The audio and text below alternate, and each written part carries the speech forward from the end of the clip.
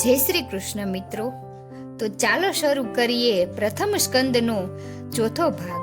દિવસ ઉગતા પ્રજ્વલિત કરેલા અગ્નિમાં હોમ પૂરો કરીને અજાત શત્રુ રાજા યુધિષ્ઠિર તલ, ગાય, પૃથ્વી તથા સુવર્ણના દાનથી સુયોગ્ય બ્રાહ્મણોને સત્કાર કરી વડીલોને વંદન કરવા એમના નિવાસ સ્થાને ગયા. પણ ત્યાં વિદુર, ધૃતરાષ્ટ્ર તથા ગાંધારીને તેમને જોયા નહીં એટલે ચિંતાતુર બની રહીને ત્યાં બેઠેલા સંજયને તેમણે એમના સંબંધમાં પૂછ્યું. સંજય દ્વારા એ ત્રણેય વડીલો છાનામાના ચાલ્યા ગયા હોવાનું જાણી સૌને ભારે દુઃખ થયું. એટલામાં ત્યાં આવેલા નારદ દ્વારા તેમણે જાણ્યું કે એ ત્રણે તો ઉત્તર દિશામાં હિમાલય તરફ ગયા છે. આ દુઃખ અધૂરું હોય એમ દ્વારકા ગયેલો અર્જુન પણ મહિનાઓ વીતી ગયા છતાં પણ પરત આવ્યો ન હતો. ધૃતરાષ્ટ્રની શોધ કરવાનું તો નારદજીએ કહ્યું જ ન હતું. તેમણે તો કહ્યું હતું કે હે રાજન, તું કોઈનો પણ શોક ન કર, કારણ કે જગત ભગવાનને વશ છે. તે જ પ્રાણીઓને ભેગા કરે છે અને તે જ છૂટા પણ પાડે છે. ધૃતરાષ્ટ્ર તો હિમાલયની દક્ષિણે ઋષિઓના આશ્રમે ગયા છે. એ સ્થળે 7 ઋષિઓને પ્રસન્ન કરવા સ્વર્ગની નદી આકાશ ગંગાએ 7 પ્રકારે 7 પ્રવાહો કર્યા છે. એટલે એ સ્થળ સપ્તસ્ત્રોતા નામથી પ્રસિદ્ધ થયેલું છે. તેમાં તેઓ 3 વખત સ્નાન કરે છે અને વિધિ પ્રમાણે અગ્નિમાં હોમ કરીને જલ ભક્ષણ કરનાર તેઓ શાંત અંતઃકરણ વાળા એસણા રહિત થઈને રહે છે. આહાર ત્યજી દઈને તેઓએ હવે પ્રકૃતિની અધ્યક્ષતા કાઢી નાખી છે અને ક્રમશઃ પોતાના આત્માનો અક્ષર બ્રહ્મમાં લય કરાવ્યો છે. આજથી 5મા દિવસે તે પોતાના દેહનો ત્યાગ કરશે અને ભસ્મરૂપ બની રહેશે.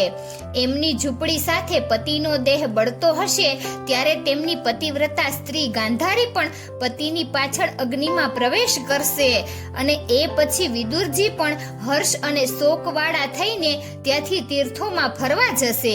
નારદજીના આવા કથનથી રાજાનો શોક તો દૂર થયો હતો, પણ પછી તેમને ભયંકર ઉત્પાતો પ્રતીત થવા લાગ્યા હતા. તેમણે જોયું તો ઋતુઓના ધર્મોમાં પરિવર્તન આવી ગયું હતું. લોકો ક્રોધી, લોભી અને અસત્ય કથન કરનારા થયા હતા. એમની પાપવાળી આજીવિકા અપ્રામાણિક કમાઈવાળી બની રહી હતી. કુટુંબમાં ભાઈઓ વચ્ચે, પતિ પત્ની વચ્ચે કજિયા કંકાસ વધી ગયા હતા. આવું બધું જોઈને તેમણે પોતાના ભાઈ ભીમ સાથે વિચાર વિનિમય કરતા કહ્યું કે હે ભાઈ ભીમ, તમારો નાનો ભાઈ અર્જુન 7 માસ વીતી ગયા છતાં પણ હજુ કયા કારણે પાછો ફર્યો નથી તે સમજાતું નથી. વળી હે નર વ્યાઘ્ર, આપણી બુદ્ધિને મોહ પમાડનાર અને ભયને જણાવનાર આ ઉત્પાતો કેવા ભયંકર બની રહ્યા છે.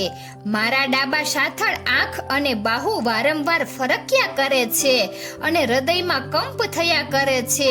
તેથી જાણે નજીકમાં જ દુઃખદાયક બની રહેશે એમ લાગે છે. પશુઓ અને પક્ષીઓમાં પણ પરિવર્તન આવી ગયું છે એમ મને જણાય છે. દિશાઓ જાણે ધુમાડાવાળી બની ગઈ છે. પૃથ્વી અને પર્વતોમાં કંપ વધી ગયો છે. નદીઓમાં, સમુદ્રોમાં તેમ સરોવરોમાં ખળભળાટ વધી ગયો છે. ઘી નાખવા છતાંય અગ્નિ બરાબર પ્રજ્વલિત થતા નથી. શું થવા બેઠું છે તે સમજાતું નથી. આવું બધું જોઈને મને તો સ્પષ્ટ પ્રતીતિ થાય છે કે આપણું સૌભાગ્ય હવે નષ્ટ થવાનું છે. મને તો વારંવાર ભાસ થયા કરે છે કે બીજા કોઈ પણ પુરુષોમાં નથી એવી શોભાવાળા ભગવાનથી પૃથ્વી હવે રહિત બની રહી છે. આવું અનિષ્ટ જાણી ચૂકેલા ચિત્તવાળા રાજા આ બધું વિચારી રહ્યા હતા તે વખતે હે બ્રહ્મન, દ્વારકાથી કપિધ્વજ એવો અર્જુન પાછો આવ્યો. દુઃખમગ્ન મુખવાળા, અસ્થિર પગલા ભરતા, ચક્ષુઓમાંથી આંસુના ટીપા પાડતા, કાંતિ વગરના નાના ભાઈને આવી સ્થિતિમાં જોઈને યુધિષ્ઠિરે તેને પૂછ્યું, ભાઈ, દ્વારકામાં આપણા સંબંધીઓ મધુ, ભોજ, દશાર્હો, સાત્વત, અંધક અને વૃષ્ણિઓ બધા જ યાદવો કુશળ તો છે ને?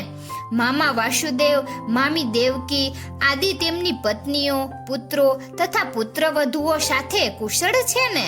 ભગવાન બલભદ્ર, મહારથી પ્રદ્યુમ્ન તથા વેગવાળો અનિરુદ્ધ તથા અક્રૂર, ઉગ્રસેન આદિ વડીલો કુશળ છે ને? સુસેન આદિ શ્રી કૃષ્ણના પુત્રો તથા ઉદ્ધવ આદિ ઉત્તમ યાદવો આપણને યાદ કરે છે. ભક્તવત્સલ એવા ભગવાન શ્રી કૃષ્ણ તો લોકોના કલ્યાણ માટે, એમની સમૃદ્ધિ માટે સુહદોથી વીંટળાયેલા સૌના રક્ષક છે. વસ્તુતઃ સમુદ્રમાંના અનંતના સખા આદ્ય પુરુષ છે. એમની પટરાણીઓ સાથે એ ઘણો આનંદ કરે છે ને? હે પરમ મિત્ર, તું આમ તેજોહીન સાથી જણાય છે. તારું કોઈએ અપમાન કર્યું છે? કોઈએ તને પરાજય આપ્યો છે?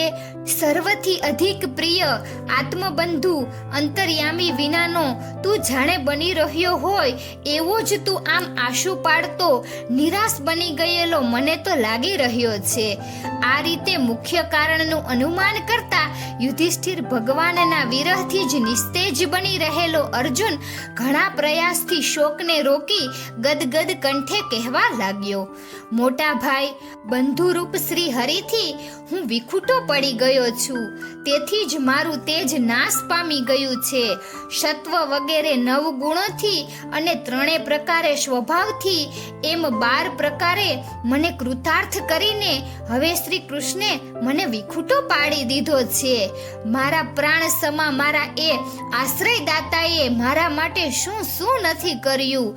એમની કૃપાથી રાજાઓને જીતી લઈ હું સ્વયંવરમાં દ્રૌપદીને પરણ્યો.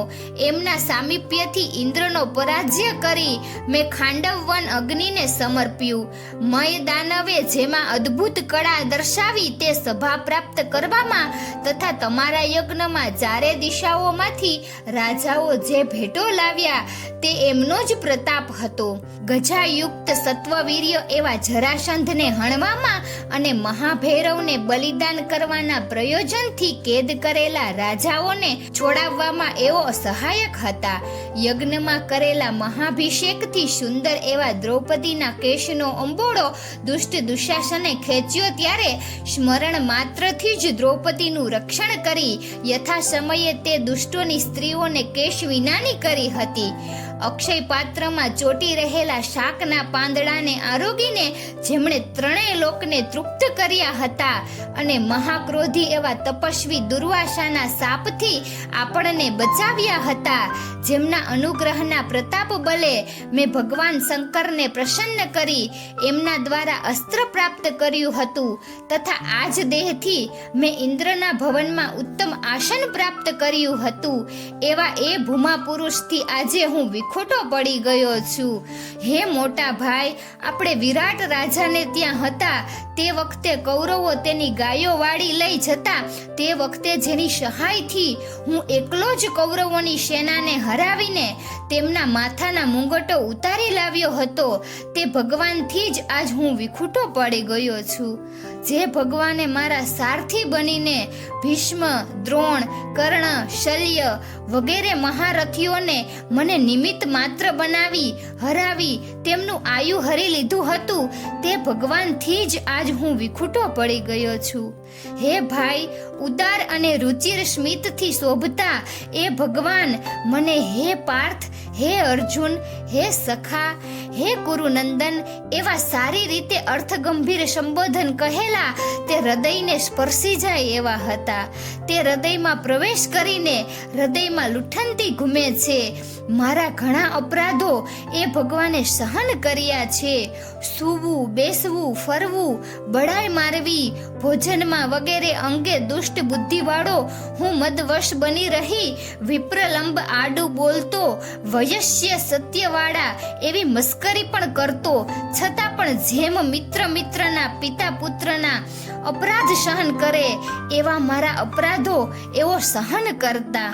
હે નૃપેન્દ્ર, આજે એવા એ શ્રી કૃષ્ણથી હું વિખૂટો પડી ગયો છું, નિર્માલ્ય બની ગયો છું. યાદવ કુળની સ્ત્રીઓને લઈને હું આવતો હતો પણ દુષ્ટ આહિરોએ અબલાની પેઠે મારો પરાભવ કર્યો. હે મહારાજ, એ જ આ ધનુષ છે, એ જ આ બાણો છે, એ જ આ રથ છે અને એ જ આ અશ્વો છે અને જેને અનેક રાજાઓ નમન કરતા હતા એવો એ જ હું રથી છું. પણ એ સર્વ ભગવાન રહિત બની રહેતા એક ક્ષણમાં ભસ્મમાં હોમેલી આહુતિની જેમ, ઠગારા દેવોની આરાધનાની જેમ અને ખારી જમીનમાં વાવેલા બીજની જેમ ઉપર કહેલું સર્વ અસમર્થ બની રહ્યું છે. કૃષ્ણથી રહિત બની રહેતા મારા લૌકિક રથીપણાનો પણ નાશ થયો છે.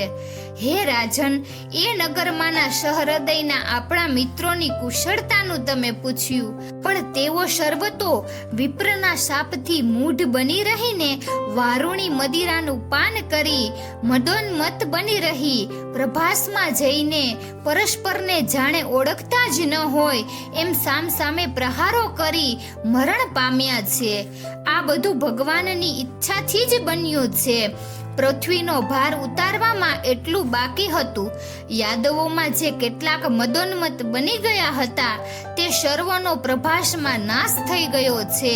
આ બધું સામાન્ય રૂપથી સંક્ષેપમાં કહીને અર્જુને પછી કહ્યું કે હે મહારાજ, દેશ અને કાલથી જે વાસ્તવિક સ્થિતિવાળા નીતિના વાક્યો, હૃદયના તાપની શાંતિ કરનારા અને ચ શબ્દથી જણાવેલા ભગવાનનું મહાત્મ્ય દર્શાવનારા ભગવાનના બોધ રૂપે મને કહેલા વાક્યોનું હવે મને સ્મરણ થઈ રહ્યું હતું ત્યારે તે મારા ચિત્તને હરી લે છે.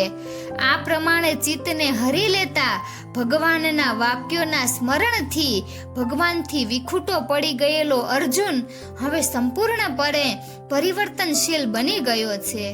ભગવાનમાં થઈ રહેલા સતત સ્મરણથી, સત્વગુણોનો આવેશ થવાથી અને પરમાનંદ પ્રગટ થવાથી તેની બુદ્ધિ સ્વસ્થ અને શાંત બની રહી છે. વાસુદેવના ચરણના ધ્યાનથી કરેલા આલિંગન રૂપ વેગવાળી ભક્તિથી બુદ્ધિની ક્ષીણતા દૂર થતા અર્જુનને યુદ્ધના મોરચે કહેલું, પણ કાલ કર્મ અને તમો ગુણે અટકાવી રાખેલું ગીતારૂપી જ્ઞાન એણે ફરીથી પ્રાપ્ત કર્યું અને દ્વૈત સંબંધી સંશયો નષ્ટ બની રહેતા તે ગુણાતીત બની રહ્યો. ભગવાન વૈકુંઠ પધાર્યા અને યદુકુળના પરસ્પરથી થયેલા સંહારના વૃત્તાંતથી દ્રઢ અંતઃકરણ વાળા યુધિષ્ઠિરે કાલના બળને ઓળખીને સ્વર્ગના માર્ગે જવાનું વિચાર્યું. ભગવાનના દેહ ત્યાગ પછી કલયુગે શહેર, રાજ્ય, ઘર અને દરેકના દેહમાં પ્રવેશ કરેલો જોઈ એમનો એવો વિચાર નિર્ણય રૂપ બની રહ્યો. એ પછી તેમણે પોતાથી ગુણોમાં ઉતરે નહીં એવા પૌત્ર પરીક્ષિતનો હસ્તિનાપુરમાં રાજ્યાભિષેક કર્યો. મથુરામાં અનિરુદ્ધના પુત્ર વજ્રને સુરસેન દેશનો અધિપતિ કર્યો અને પછી મમતા રહિત, અહંકાર રહિત બની સર્વ વસ્તુ માત્રનો ત્યાગ કર્યો અને વિધિપુરઃસર હિમાલયની દિશા તરફ પ્રયાણ કર્યું. એમના ભાઈઓ અને પત્ની દ્રૌપદી પણ એમને અનુસર્યા અને ભક્તિથી શુદ્ધ બુદ્ધિવાળા નારાયણ એવા પુરુષોત્તમમાં અનન્ય મતિ રાખનારા તેઓએ એમના જેવા ભક્તો જ ઉપલબ્ધ થાય એવું શુદ્ધ આત્મા સાથે જ સ્થાન પ્રાપ્ત કર્યું. મિત્રો, અહીં પ્રથમ સ્કંદનો ભાગ 4 પૂર્ણ થાય છે. તો આવા જ વિડીયો જોવા માટે વિડીયોને લાઈક અને શેર કરજો અને અમારી ચેનલને સબસ્ક્રાઈબ કરજો. વિડીયો અંત સુધી જોવા બદલ આપનો ખૂબ ખૂબ આભાર. જય શ્રી કૃષ્ણ, જય દ્વારકાધીશ.